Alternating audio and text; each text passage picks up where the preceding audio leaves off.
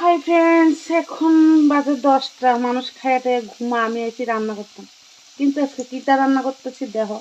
আমি কোনোদিন খাইছি না, তোমরা খাইছো কিনা জানি না, আমি কোনোদিন খাইছি না, কিন্তু আজকে প্রথম রান্না করতেছি। দেখবা, এই দেখো ডিম দেয়া, সয়াবিন দিয়ে আলু দেয়া রান্না করতেছি।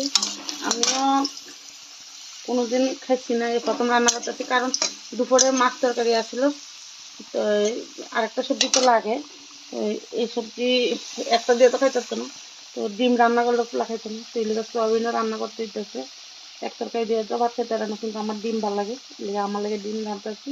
তারা মাছ আর সোয়াবিন দিয়ে খাইব, লেগে একবারে দুইবারও রান্তাম না, লেগে ডিম দিয়ে সোয়াবিনের লগে দিয়ে রান্না করে লেতেছি।